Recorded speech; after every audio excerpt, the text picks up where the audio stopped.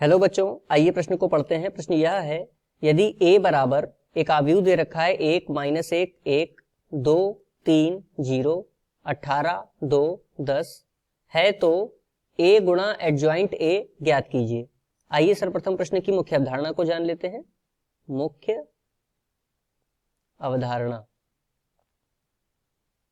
देखिए यदि हमें कोई आव्यूह दे रखा है जिसके लिए हमें प्राप्त करना है a गुणा एडजॉइंट a, तो इसके लिए आव्यूह का एक गुणधर्म होता है a गुणा एडजॉइंट a किसके बराबर होता है, सारणिक a गुणा उसका संगत इकाई आव्यूह। यह एक आव्यूह का गुणधर्म है। आइए इस मुख्य अवधारणा के आधार पर प्रश्न को हल करते हैं।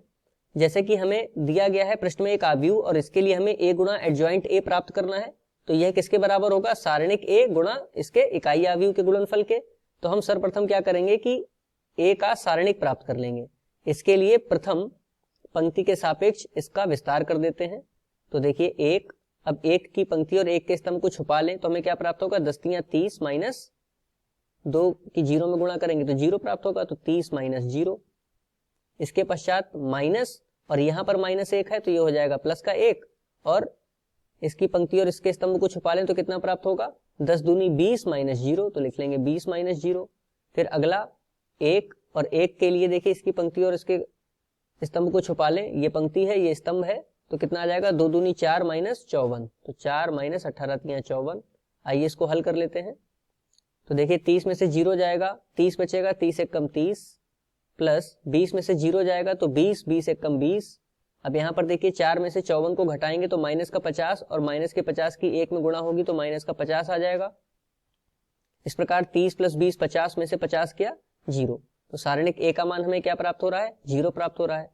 अब देखिए प्रश्न में हमें क्या प्राप्त करना है, a गुणा एडजॉइंट a जो कि बराबर है सारणिक a और उसके इकाई आव्यूह के गुणनफल के। तो देखिए इसका मान तो 0 आ गया। जब 0 की किसी इकाई आव्यूह में हम गुणा करेंगे तो उसके सभी पद क्या हो जाएंगे, 0 हो जाएंगे। तो इस प्रकार a और गुणा एडजॉइंट a हमें क्या प्राप्त होगा,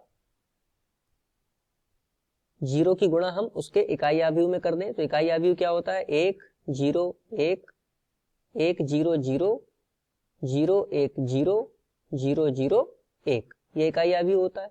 जब 0 की इसमें गुणा हो जाएगी तो हमें क्या प्राप्त होगा, सभी पद इसके 0 हो जाएंगे, 0 0 0 0 0 0 0 0 0। तो इस प्रकार हमें एक शून्य आव्यूह प्राप्त होगा। तो इसको हम O से प्रदर्शित कर सकते हैं। तो अर्थात a गुणा एडजॉइंट a हमें क्या प्राप्त होगा, O प्राप्त होगा, अर्थात एक शून्य आव्यूह प्राप्त होगा। मुख्य अवधारणा के आधार पर ये दिए गए प्रश्न का उपयुक्त उत्तर है। आशा करते हैं आपको समझ में आया होगा। धन्यवाद।